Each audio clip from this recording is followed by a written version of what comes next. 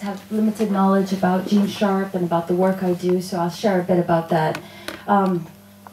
Gene Sharp is the senior scholar, and he's the founder of a field, academic field called strategic nonviolent struggle. So he's now 86 years old. He's been doing this work since the 1950s, so for many, many decades. And he started very early, in his 20s, as I said. It was the time of the atomic weapons, World War II, racial inequality, civil rights movement in the United States. And he was very concerned about war, about dictatorships, about violence, and about oppression. And he learned about the Indian independence movement and what Gandhi was doing. And he began to study Gandhi. And he was a pacifist, so he did not, he did not believe in violence. He thought violence was very morally wrong at the time. But he learned from studying Gandhi's movement that actually many people took part in the Indian independence movement that,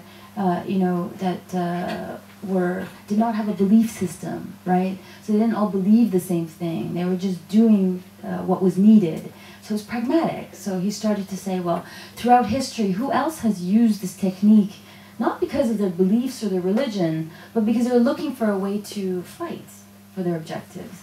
So he started to think, and he started his research then by really studying history, looking at the thousands of cases where people had used not violence, but nonviolent means to get their objectives. And so he started to study them and began to catalog them and to really try to see, is there lessons we can take from this history about what works, what doesn't work, and when it doesn't work, why doesn't it work? And how can we make this into a system that can be applied? There is no doubt peaceful public struggle is so desirable. The very challenging issue is when it comes to the question of what kind of ruling power we face, with a sense of civility and responsibility or otherwise. How the people are ready and determined to pay the sacrifice required, forcing the brutal responses by the ruling elite even in the process of peaceful struggle. How various office, sometimes we go to them, and there are people who find the work and they recognize maybe they want to learn more. But it's very interesting. Every group that I've met with, almost without exception, tells us their situation is unique. Here's why this can't work for them. Here's why the challenges are greater. Because their society is more repressive, because they have serious problems with corruption, because they have serious problems with inequality, because they have illiteracy, because of something, right? So everyone says their situation is unique. And of course, it is very unique. It's unique. Every situation is unique. We can't say that you could take a kind of solution and apply it perfectly for every situation. That would be very unrealistic, right? But what we can do is share with you that though your situation is unique, the general conditions that exist in societies like yours are quite similar around the world. So where there is authoritarian government that has a lot of control, you find that there are certain conditions of those governments, the way they operate. We can learn about them. We can learn what their weaknesses are. We can learn how to use those weaknesses to build our own movement. And also on the other side, you have conditions of oppressed people, of weak people. When societies are weak, there's also ways in which they're very similarly weak. And if we learn about how they're weak, we can learn about how to make them stronger so that you can match your forces against the system you're trying to change. So, by people with many different beliefs that don't have to be Hindus, that don't have to believe in nonviolence, as a personal way of living, that can even sometimes favor violence for other purposes, but for some situation in which they think it's more effective to use nonviolent means, can they do so? Can you learn it? Can you learn it like the way you learn how to conduct military warfare? So that's what he's done since then. He's produced a lot of knowledge. He's written probably 30, 40 books on the topic. He's, you know, I love him very much. He's like a genius to me, you know. He's someone who's dedicated his life to trying to refine the technique, make it work better, so that the rest of us can use it. But it was there that he started to really collect these methods. And he said he went to a conference in Ghana in like late 1950s, and he met some of the big resistance leaders of African resistance leaders, and he said he presented the list. At the time, the list was 18 methods, right? So it's 18 strikes, boycotts, different protest demonstrations, right? So the things we all are that are kind of obvious.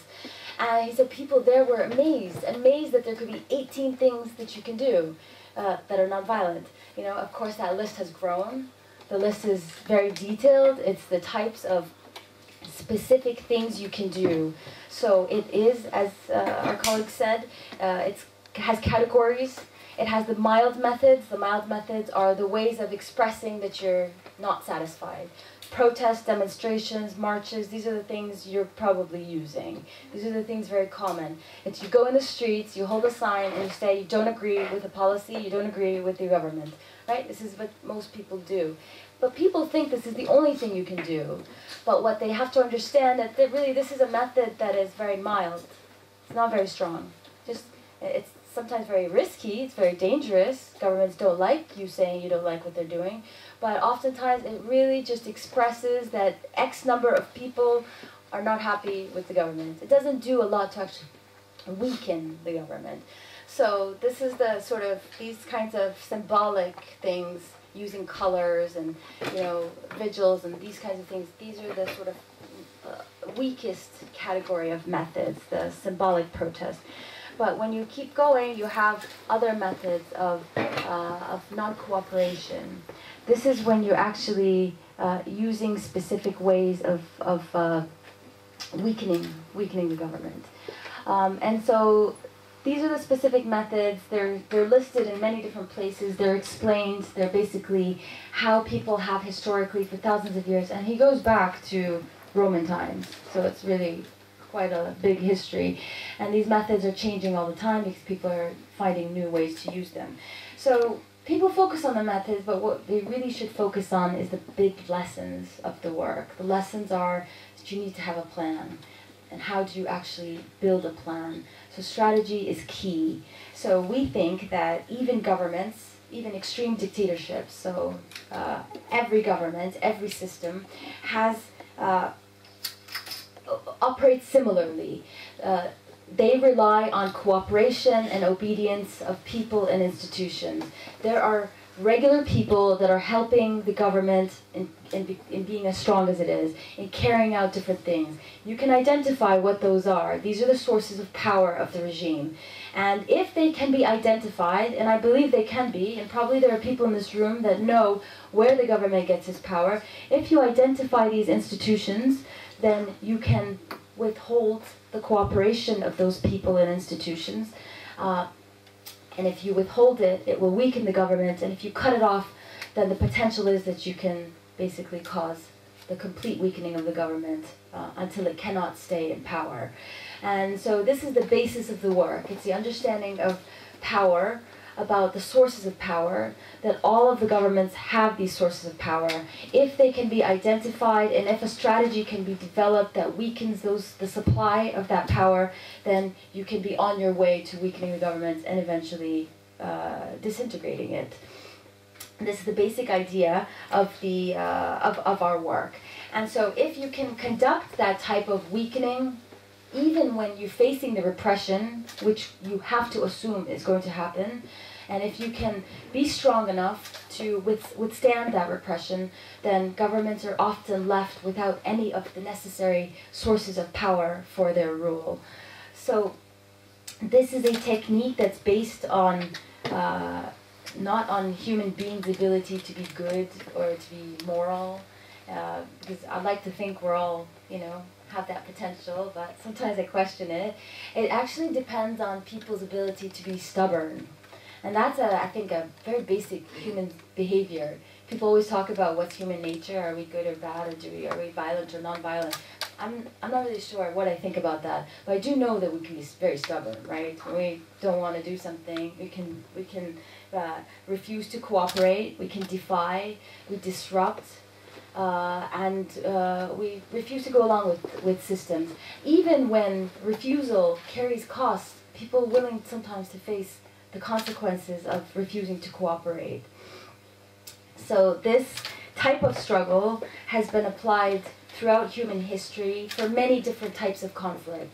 So the kind of standard one we think about is it's been used to resist oppression, to undermine dictatorship, to resist invasion, to stop coup d'etat, to stop foreign interventions, also defending the rights of minorities, of workers, of women, of different minority groups, and vulnerable people in society have used this.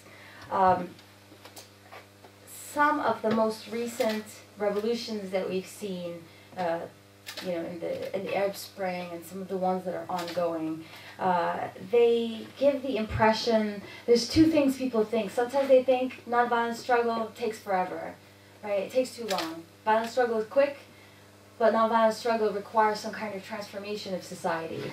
And it's true that there have to be certain conditions that exist. People have to become strong to do this. Weak people cannot conduct nonviolent struggle. It's not possible. It will not work very well, right? But, so there is that level of preparation that's required. But these movements can build very quickly.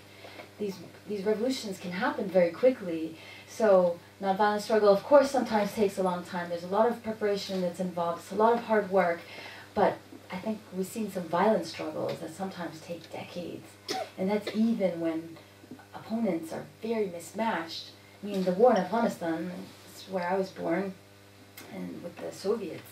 Imagine the Soviets with their superior military capacity, and the Afghans with almost nothing until, obviously the US started giving lots of very high-powered weaponry. But despite that mismatch, took more than a decade. And then this war took more than a decade. And you have armed struggles, you have guerrilla movements that are decades long.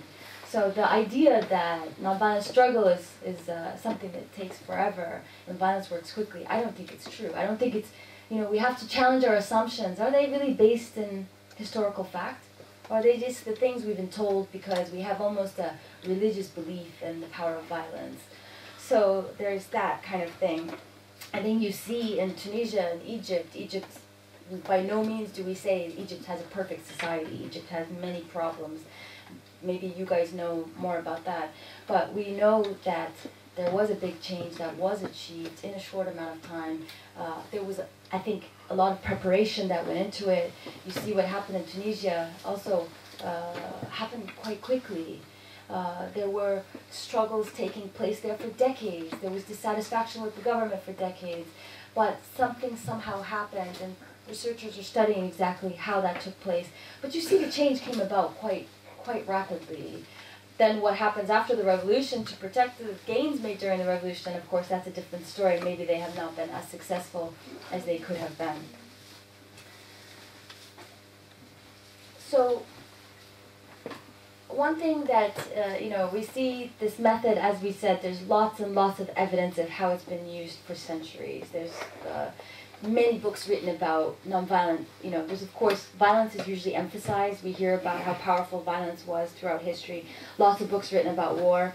But there's a lot of now people doing research on nonviolent changes that were achieved by people organizing and doing group action to do something, to demand a change and actually achieving it.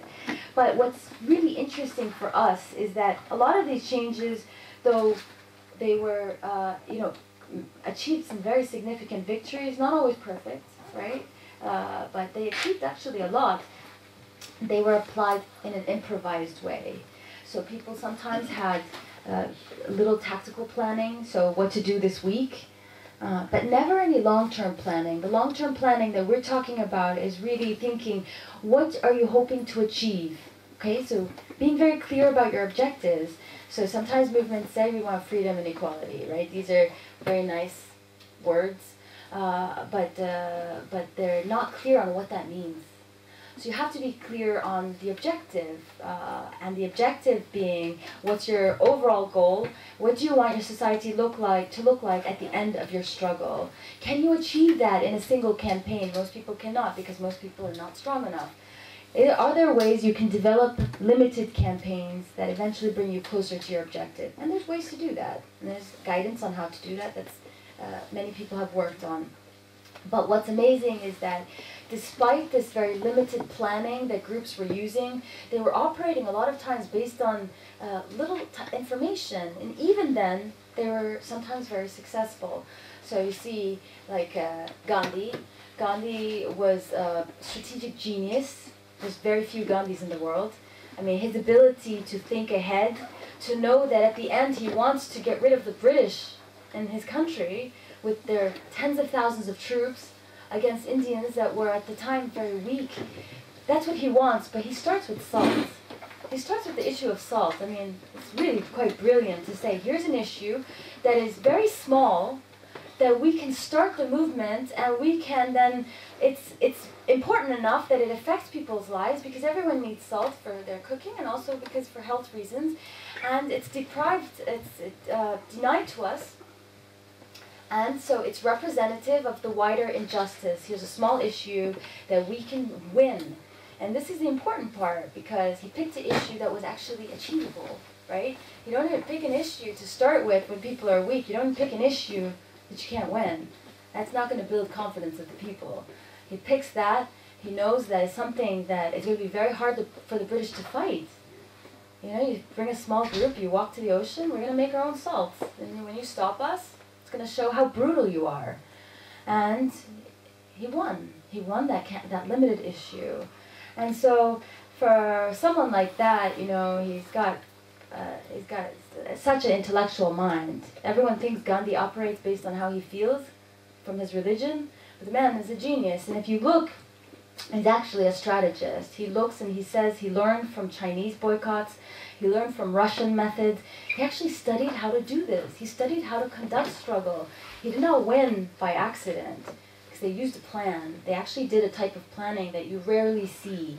But Gandhi is really the exception. Martin Luther King, the Civil Rights Movement, also an exception.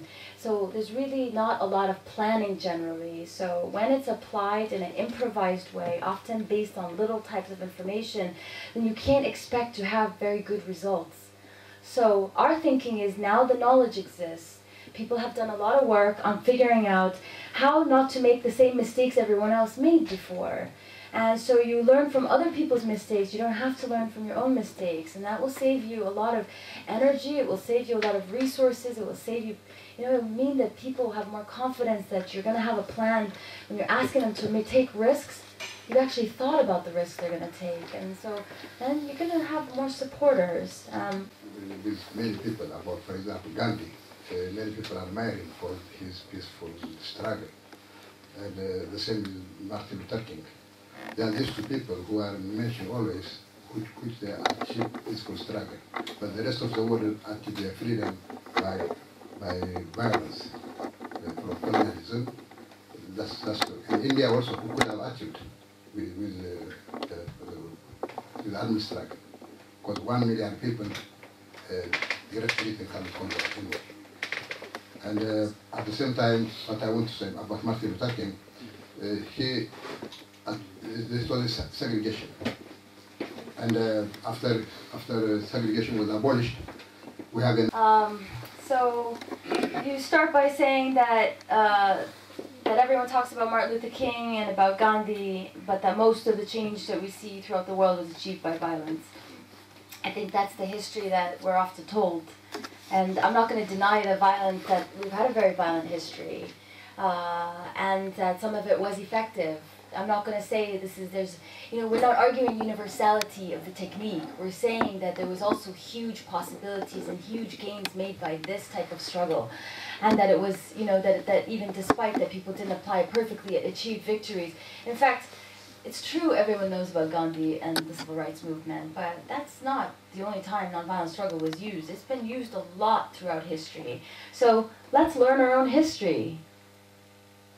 I mean, I can give you books of lists and lists and lists of things that people have done. We're talking about Czechoslovakia, we're talking about Poland, we're talking about different parts of Africa, we're talking about nonviolent struggle waged for limited purposes. So we're not talking about sometimes big revolutions that were nonviolent, but we're talking about some very significant types of non-cooperation. There's one struggle that took place in Afghanistan that people are not usually associating with nonviolence, right? This is a country that people mostly think is extremely violent, that has a very, very violent history. But there was a person that that created basically a nonviolent army against the British. He was Muslim. He was from my tribe, from my region, from very close to where I was born. And he united people that were illiterate. And he started by saying that our oppression is only possible because we're weak. So we must first figure out in what ways can we become strong before we face a powerful opponent. And there were very important steps he took to do that. There's that case. There's also all of the recent color revolutions, but you can go back like 1,000 years to find out very, very powerful nonviolent struggles. Gandhi and Martin Luther King, they're the ones most people know. But what about Tunisia? What about the recent revolutions? These are places where people said it was impossible. Because they said Muslims can't do nonviolent struggle. They also said Africans cannot do nonviolent struggle. They said when countries are weak and you have a strong dictatorship, you can't use nonviolent struggle. Or if the army is very strong, you can't use nonviolent struggle. Everyone focuses on where you can't do nonviolent struggle. But nonviolent struggle has happened in places where you have very, very violent opponents that have done massacres against nonviolent people, and still people remain nonviolent, and it was because they remained nonviolent that they actually won. So, you know, if you have a religious, I'm not talking to you necessarily, but if anyone has a very religious belief in the power of violence, then maybe I'm not going to be able to convince you, right? That's not something where I'd like to put my energy. In general, if you think there is a possibility, and there is one, history shows us that. If you don't know the history, then that's not something I can tell you today. There's many, many evidences of that, but it doesn't get attention, right? It's the violence that gets attention. It's the destructive violence that is often very counterproductive, and despite that it's not productive, we keep doing it. But people are learning that there's another technique, and they're doing so, and they start often from this place. So this is not unique. We deal with this all the time. There are people who once favor violence, who think violence does work for some situations, and maybe that's true. But when your opponent has a far superior capacity to use military means, why would you use the means by which you can be beaten? Why would you? You have this other very powerful method available to you. All I ask, well, I don't really ask anything, but if you'd like, you explore this. You explore this. This is something new. It is a new weapon in your hand. And so explore whether it's possible for your situation. I don't know your situation, so I can't tell you whether it is or it's not. What we do know, it's been used in extreme situations when people are very weak. They have to become strong through deliberate efforts.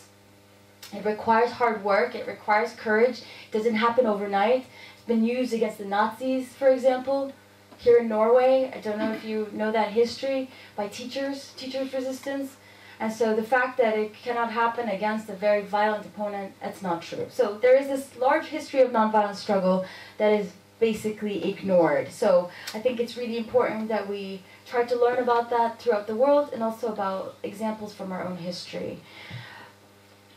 Also, you say that the civil rights movement did not, that there's still racism in the United States. And of course I lived there for many years, so I'm well aware of the racism there.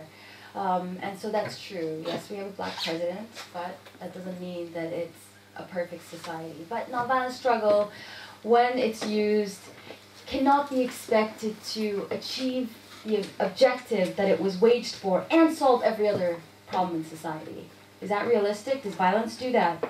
When we have violent struggle that actually achieves a victory, does that create perfect societies anywhere? Did that ever happen? Can you give me one example? No. Or maybe, actually, can you give me an example? So I think that, you know, people say this all the time, that the Indian independence movement, you know, it was waged to get rid of the British. It was not waged to create a perfect society. That is maybe too ambitious because it's a process, right? We achieve the first victory so we can create conditions where we can work on our society to move in the direction we want to move. So, Indian independence movement was waged to get rid of the British, but now we have the caste system, now we have poverty, we have inequality, we have other problems in India. So does that mean they didn't win their struggle? I don't think anyone can say that. I think they were very successful. So we have racism in America. People are working on that, hopefully. We have lots of problems in America, lots of inequality still. But you know what? There's no places where black people cannot go. Like, that racial segregation is officially, through the laws, that's no longer there. That, I think, is a huge victory. And from now, there's lots of people that recognize that once you achieve a victory, it doesn't mean you now have what you want and it's over. This is meant to empower people so that you can deal with this crisis and the next one and the next one. Because there is always going to be one, unfortunately, right? Democracy is not something you get and then you win it and you sit back and relax. Something that has to be defended and protected. And we think this technique versus other techniques is better to empower people to deal with a problem, but also deal with future problems. And there's lots of evidence of that. There's a new book, it's a very academic book by some very smart researchers in the United States, Erica Chenoweth and Maria Stefan. They wrote a book called Why Civil Resistance Works, The Strategic Logic of Nonviolent Struggle. It's a new book, just a couple of years old, and what the researchers did was they studied 100 cases, 100 years, right, of struggles. They compared violent struggles to nonviolent struggles, and they compared them based on effectiveness. So whether they achieved the objectives for which they were waged. They found that overwhelmingly the nonviolent struggles were twice as likely to win. That's quite surprising to many people. And they're using evidence.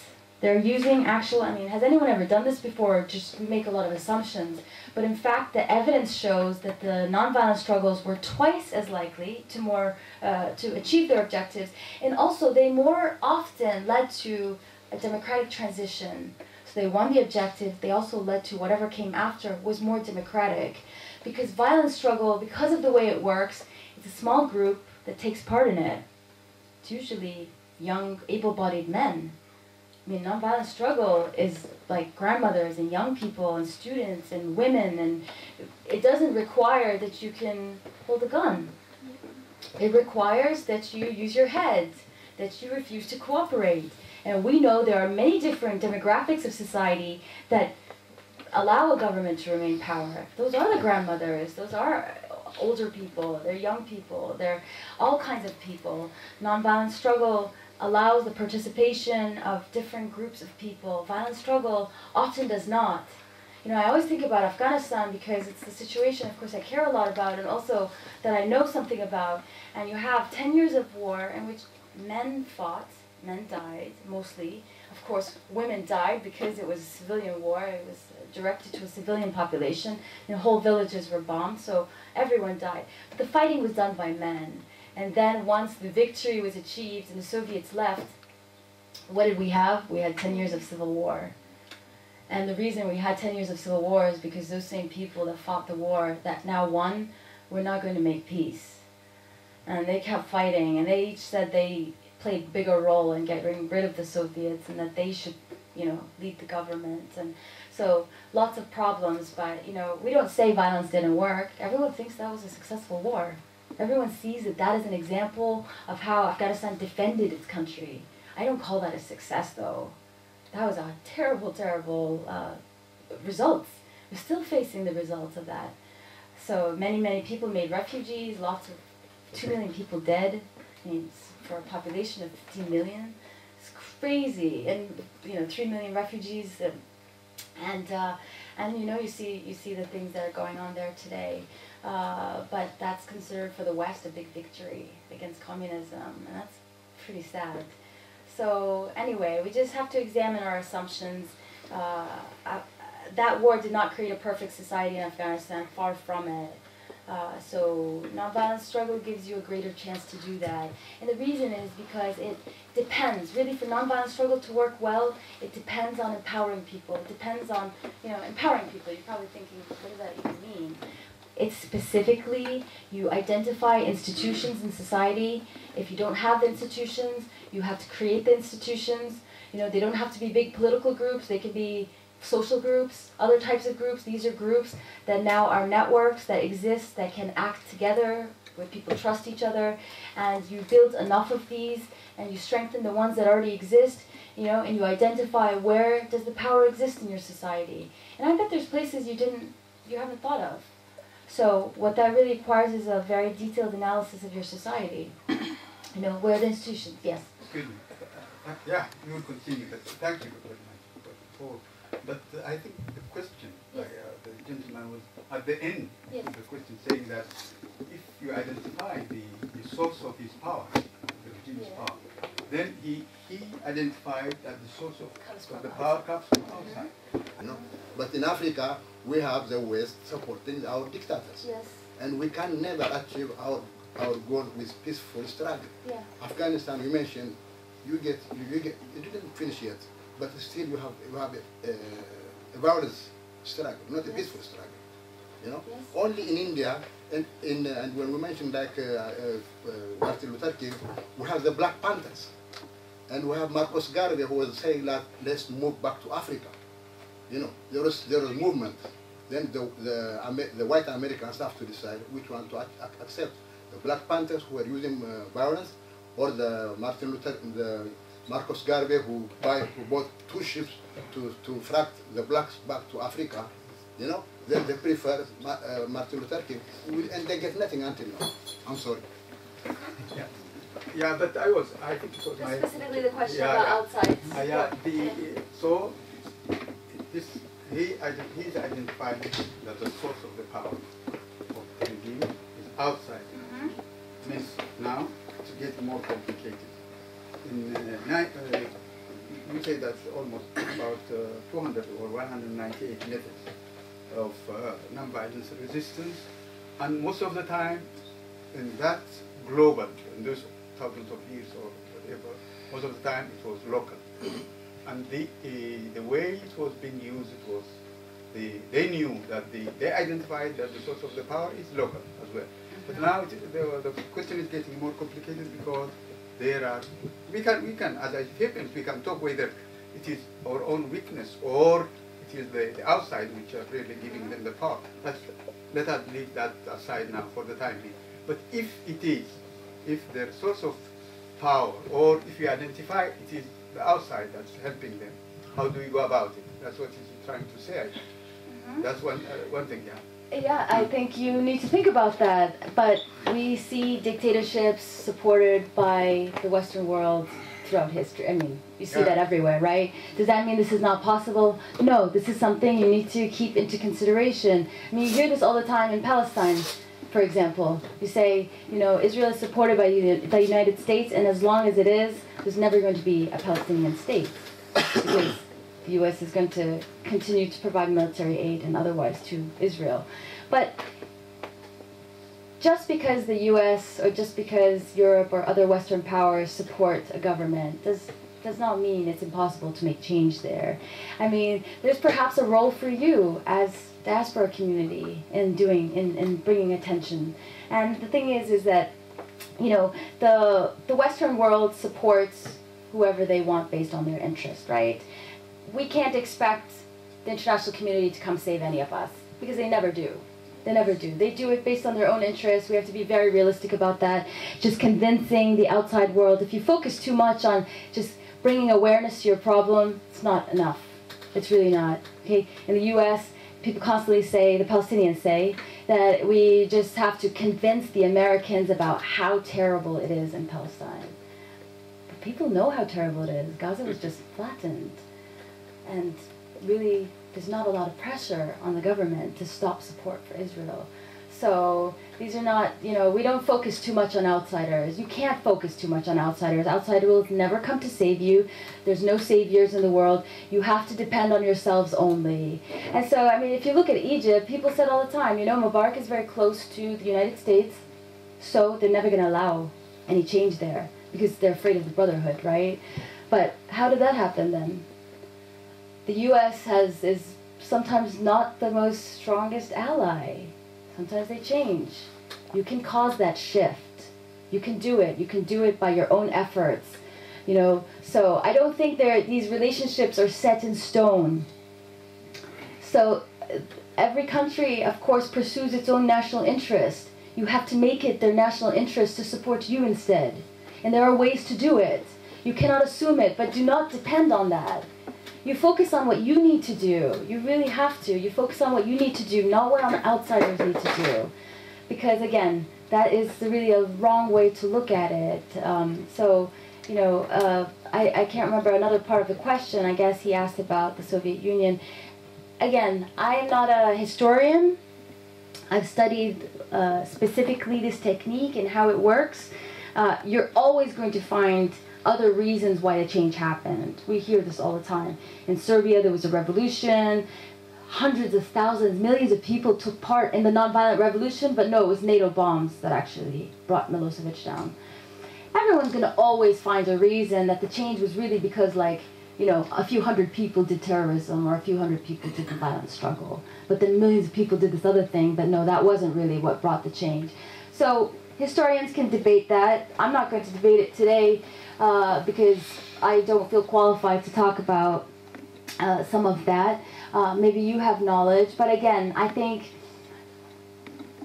that that's sort of a typical way to look at this, is just to find other justifications for it. And I think maybe think in terms of what's possible rather than what's not possible, because most often we say the change is not possible, and that really is what works in the interest of your opponent, right?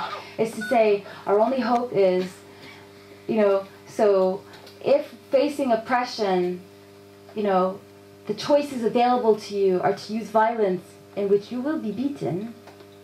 You will be beaten, I think, you know, most likely. The chances that you're going to be successful are going to be low. It's going to require a lot of sacrifice because your opponent is so superior militarily.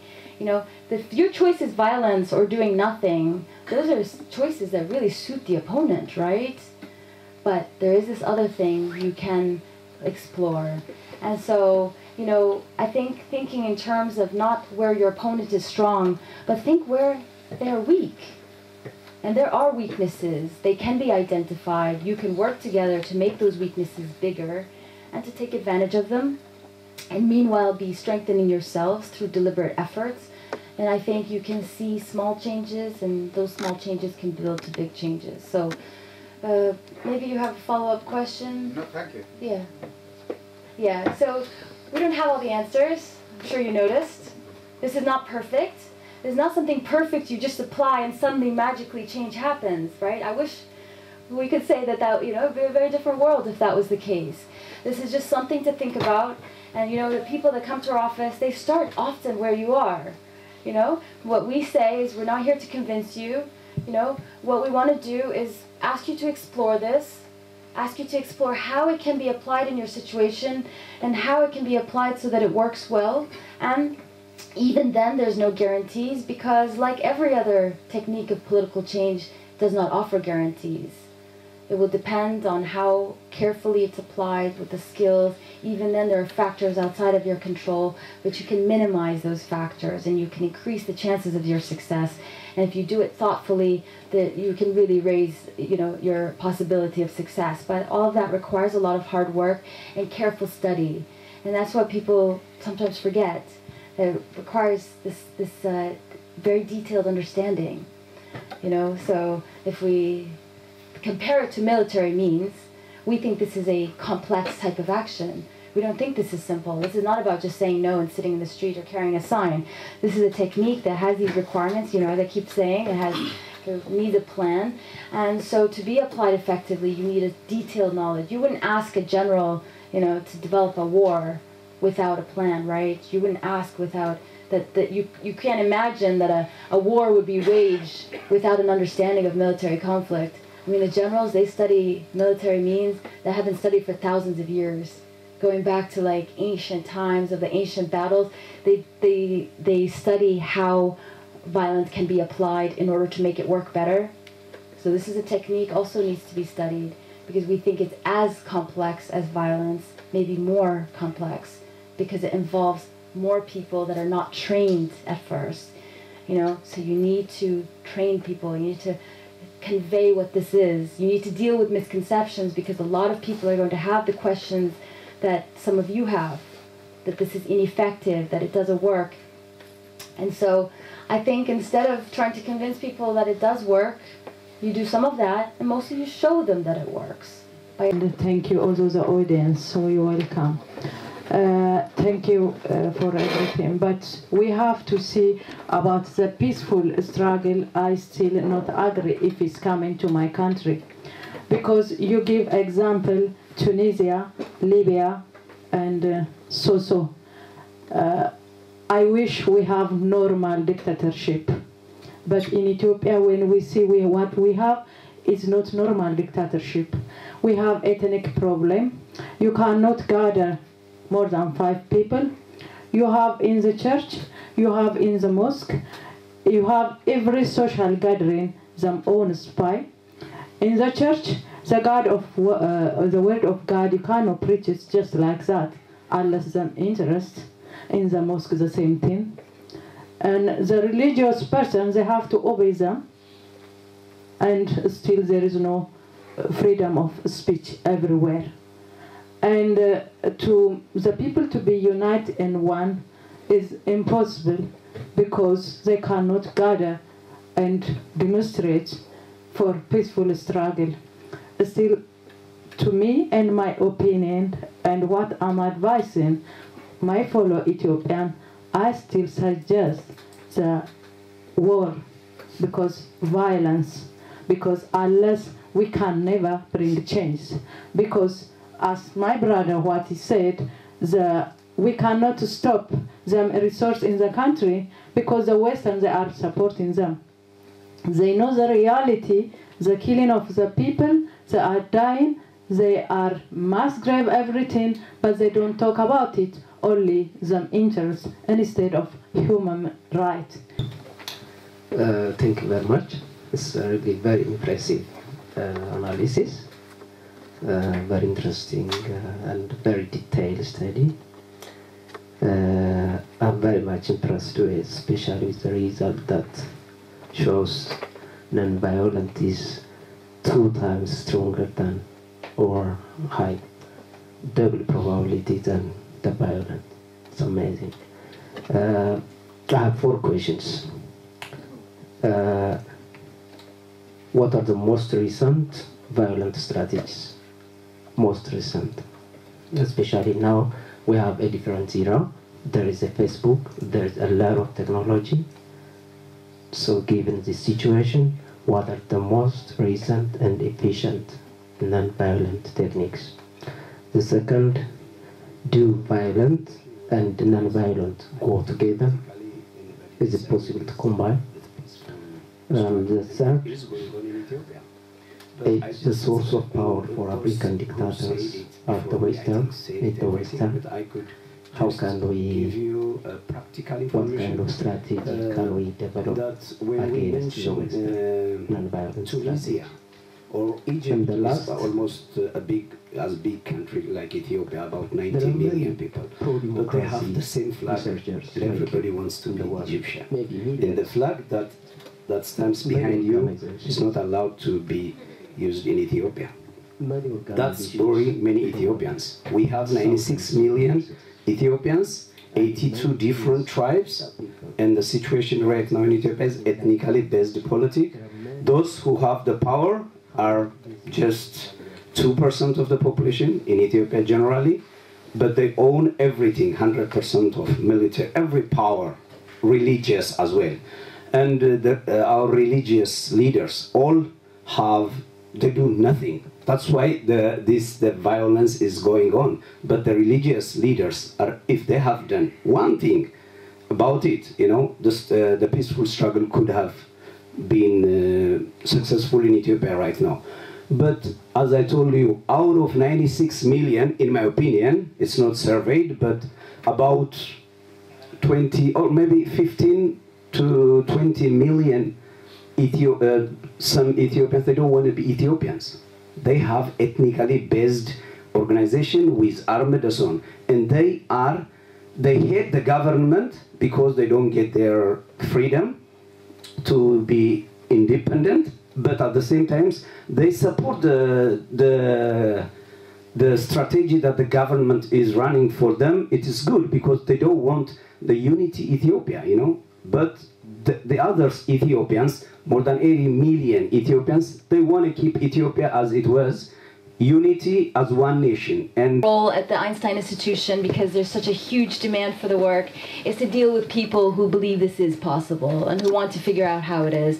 So thank you for that information. Thank you for the information before that. The situation sounds horrific, sounds very, very terrible, and probably there's a lot more you can say about how terrible things are and why, because it's so terrible, this can't work, or violence is really the only way you deal with such a violent opponent, right?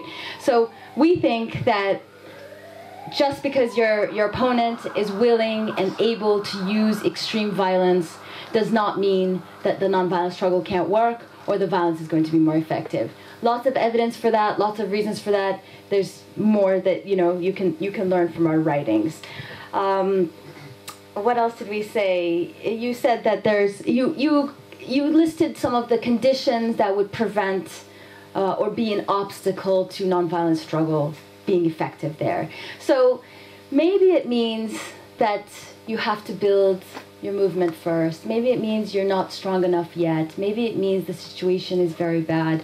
That doesn't mean this can't work, but it means that planners of a struggle have to take into consideration there are specific problems that are specific to Ethiopia, and so therefore your plan has to include the specificness of the nature of the situation.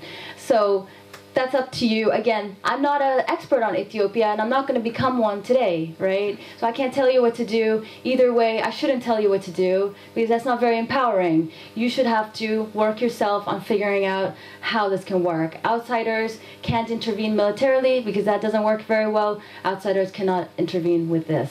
It doesn't work very well. You have to do it yourselves. So totally understand. I can't understand because I'm not from Ethiopia, but I'm from Afghanistan. I saw some terrible things in my short years, my early years there, and a lot of family that suffered a lot. So I know what it means to lose your country. I know what it means to face extreme repression. I know what it means for your family to be very scared and for people to be killed and all of these things. I understand that, So I'm not saying that, I don't sympathize. But do you really want my sympathy? We don't care about sympathy, right? We want help. We want to try to learn about the situation. If you want to keep talking about how much you're a victim, then this is something we're all very good at. How weak we are, how terrible things are, how bad the opponent is. Try to move beyond that kind of thinking. It's the only hope for your future. If you think the violence will work, again, that's for you to decide. Definitely not me. I'm not going to tell you it's morally wrong. That's not why I'm here. I'm saying there's this other thing. Just consider it. Consider it. Try to learn a bit more about it. Just because you say there are people in Ethiopia doing nonviolent struggle, do you know that that's true? How do you think they're using it? Do you think they're applying it well? Do you think they're doing it with a good plan? Do you think they're doing it with the proper knowledge? Maybe not. You can't expect results when people are not applying it well. So maybe it's up to you to try to apply it well. Or maybe not. Again, up to you. So what else did we say? We said about, when people, this is, again, not typical to just Ethiopia, but you see in other places people say, we tried it, it didn't work. So let's go back to the real power, which is violence. Because we somehow worship violence like it's some kind of, solution to everything. But history shows us it's not. History shows us it has a huge cost and doesn't achieve what it set out to do. You can think of examples where it achieved it. I'm sure you can give me lots of examples. I can give you lots of examples too. But overwhelmingly, with situations like yours, the struggle that has to take place for it to be successful is one that has a very, very high cost on the population and usually doesn't even work at the end. So it's up to you to figure out if it applies, whether this applies, whether something else applies. That's really for you to decide, and the way to apply it will require such a knowledge of Ethiopia that really only you can do it. We talked more about, let's see, your questions about technology or how are these methods being used? Yeah. So one thing I'll just back up is that it's been amazing, and I told our colleague here that we've had a lot of interest from Ethiopians over the years. So I've worked with Jean for 12 years, and over the years we've had lots of Ethiopian visitors to our office, and some of them start with a lot of questions like yours, but other people, I think, are doing their best to study this, and I know because they, for example, did a translation of some of our material. They're trying to spread the ideas among society so people can at least explore it. And so this says to me that some people think that there is a possible, like there's something to be explored here, there's something valuable here. And so, you know, maybe some of you are skeptical, and it's good because you shouldn't believe everything you hear, right? Lots of people tell us lots of things. As you said, there's so many pro-democracy organizations that prescribe different things. So it's up to you to use your heads. I think there's Ethiopians inside the country that understand this, that are starting to understand it a bit better. We're working with some of them. And so sometimes when we see the real belief in violence, it's by Ethiopians outside the country. And this is typical also of other groups, because sometimes you want to advocate for violence because you think that's the strongest action, but you're sitting sometimes outside the country. So this is something you should think about, whether the cost is going to be paid by people, not you. And this is something that you should be very aware of. Again, this is a problem with exile groups. Happens in Afghanistan all the time. People sitting in California and they're saying that, you know, let's use like maximum violence because they're quite safe in their homes. So there's that. Okay, but back to violent and non-violent approach, whether there can be a mix of the approach. So there's a lot of debate about this. Again, part of the thing is, as you've noticed, again, I'll say we don't have all the answers, and I think this is a really good question, whether there's a potential of mixing the methods. Our approach says that you cannot mix the methods, you should not mix the methods, because the methods work very differently. Nonviolent struggle works very differently than military means or violent means. And because they work so differently, that mixing them causes both to work less well, excuse me. So you have cases where there was like a violent wing of a nonviolent movement. Like you have it in South Africa, you have it in Nepal, you have it in different places where people are using, like civilians are using non-cooperation, and then you have people fighting with military means or armed struggle. And so we say that nonviolent struggle, for it to work well, really requires nonviolent discipline. It requires people to act together using nonviolent means. That when the same movement that is using violence is that is using nonviolent means is also using violence, you're losing some of the strength that can be built by the nonviolent discipline. So what do you gain? I don't know. I think it's up to people to study this. It's not something we advise, because our approach says that really the best, most effective use of the technique is when people are not, on the one hand, advocating violence and nonviolent resistance, because one of the main power that you can have is the nonviolent discipline, because you have this concept of political jiu-jitsu. This is the idea that the power of your opponent is its ability to apply violence, right? Oftentimes in a repressive government, the main power that your opponent has is control of the military, control of the police, control of the torture system, the prisons, the bureaucracy that punishes people, right? This is how the opponent gets what it wants. This is how it maintains its power in a dictatorship. In a democracy, there's other systems that are taking place, but in dictatorship, it's the ability to apply violence. That political jiu-jitsu is the idea that the main power of your opponent can backfire. And that is through using nonviolent struggle, because using violence against nonviolent people that are acting together often backfires because it causes weakening of your opponent. And it does. When applied in the systematic way. It means that there are people within the regime that are going to differ. There's probably some disagreement about how the movement, how we must respond to this movement. And also third parties. I mean, the international community is going to be less supportive of a movement using violence than nonviolent struggle. That doesn't mean that's the main focus. And also, you build more people into your movement. You get more supporters by maintaining nonviolent discipline. But again, this is a kind of new thinking, and a lot of people are working on whether there's a way to use like a hybrid approach. I'm still thinking about it myself. So it's a good question. Maybe you can explore this and do some work on that topic. Yeah, so you asked about Western world support. And again, I think we talked about this like 4 or 5 times. So, yeah. How can people work together? The question was if there's no unity and there's a lot of differences among opposition. This is, of course, totally normal, right? Everywhere in the world, you never find opposition groups that are as united as you see your opponent. Your opponent appears to work together very well, while opposition is very weak and fragmented. And so how are people meant to, how can they work together when there is such differences in opinion and things like this?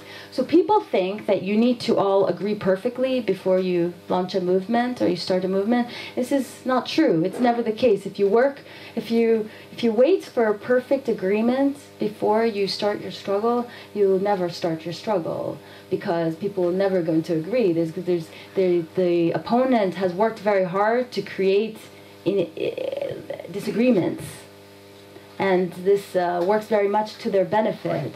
So the fact that there's no unity is normal. So our thinking, again, it's not easy, but unity and at least agreeing on some things really, really is important for this to work. So in order to do that, we say that it's something that is built, unity is built during the planning.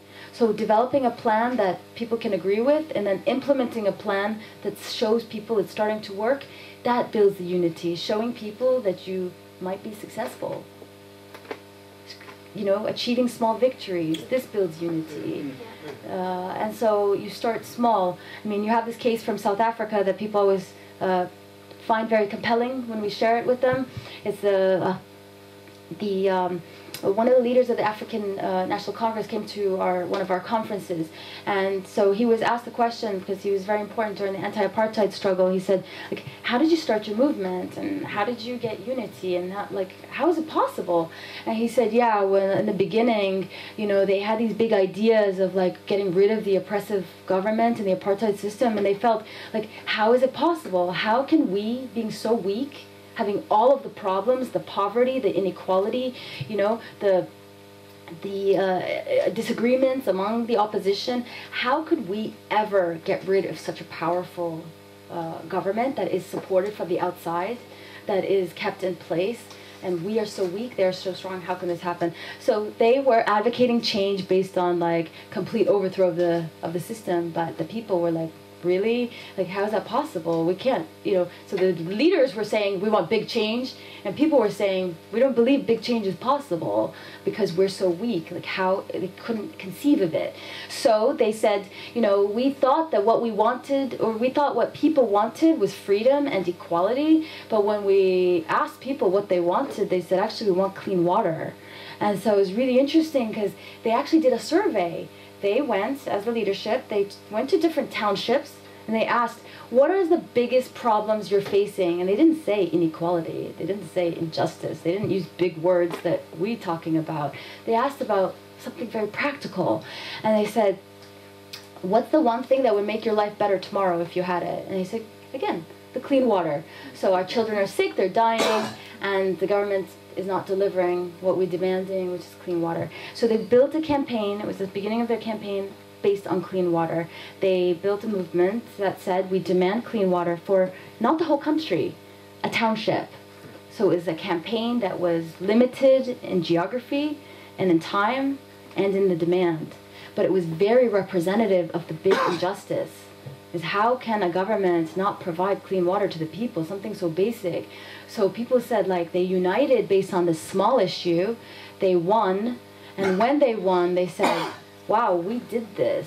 We didn't ask for it politely. We demanded it, and now we have a well, and we did, we did this, and what else can we do? What else can we do? So it was that thing that sort of launched the movement. But the assumption that well, not me, but all of you who want change in Ethiopia, that you know what the people want, you should ask what the people want. And you should ask them, what are the ways you together can meet the needs of the people that the government is not meeting? Because otherwise we're just complaining about how terrible the government is. But there are ways you yourselves can organize and, deliver something to the people so they build confidence in you. Otherwise, you're just someone that says, I want liberation for my country, without really telling people what that means.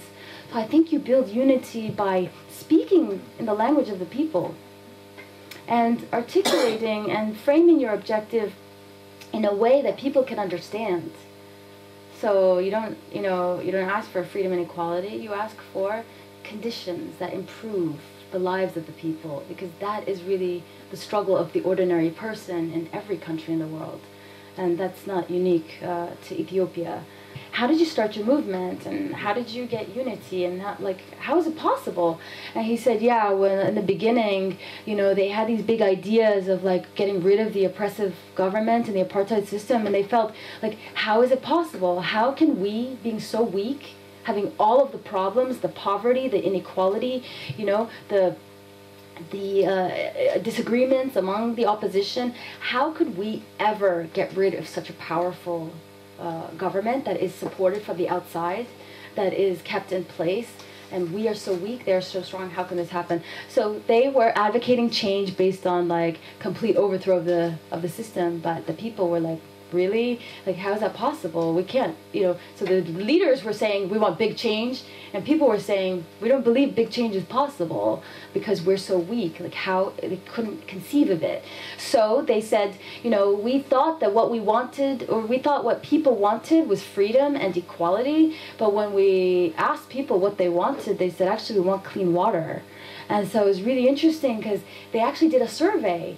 They went, as the leadership, they went to different townships, and they asked, what are the biggest problems you're facing? And they didn't say inequality, they didn't say injustice, they didn't use big words that we're talking about. They asked about something very practical, and they said, what's the one thing that would make your life better tomorrow if you had it? And they said, again, the clean water. So our children are sick, they're dying, and the government is not delivering what we're demanding, which is clean water. So they built a campaign, it was the beginning of their campaign, based on clean water. They built a movement that said, we demand clean water for not the whole country, a township. So it was a campaign that was limited in geography and in time and in the demand. But it was very representative of the big injustice. Is how can a government not provide clean water to the people, something so basic? So people said they united based on this small issue, they won, and when they won, they said, wow, we did this. We didn't ask for it politely, we demanded it, and now we have a well, and we did this, and what else can we do? What else can we do? So it was that thing that sort of launched the movement. But the assumption that well, not me, but all of you who want change in Ethiopia, that you know what the people want, you should ask what the people want. And you should ask them, what are the ways you together can meet the needs of the people that the government is not meeting? Because otherwise we're just complaining about how terrible the government is. But there are ways you yourselves can organize and deliver something to the people so they build confidence in you. Otherwise, you're just someone that says, I want liberation for my country, without really telling people what that means. So I think you build unity by speaking in the language of the people, and articulating and framing your objective in a way that people can understand. So you don't ask for freedom and equality, you ask for conditions that improve the lives of the people, because that is really the struggle of the ordinary person in every country in the world, and that's not unique to Ethiopia.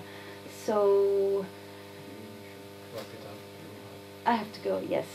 I'm sure everyone here has to go too.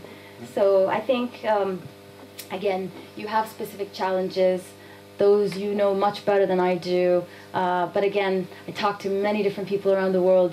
Your situation is unique, just like Cuban situation is unique, just like the Tibetans are facing the Chinese power.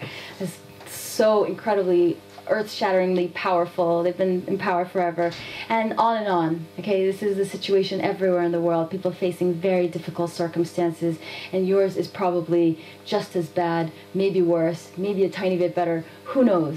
But instead of focusing on that, try to focus on maybe where you're strong and maybe where you can become stronger. And I think that can make possible things that maybe you did not think were possible, because many people, when they have struggled for change, have made the impossible happen. And it's possible for you too, but again, it requires a lot of careful thinking and planning.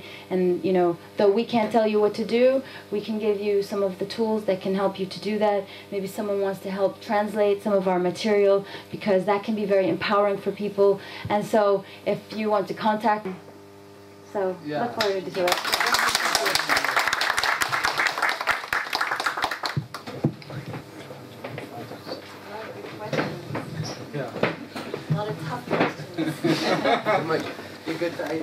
Me, if you have specific questions, if there's ways we can be helpful, you can contact my organization, and you can get the website information.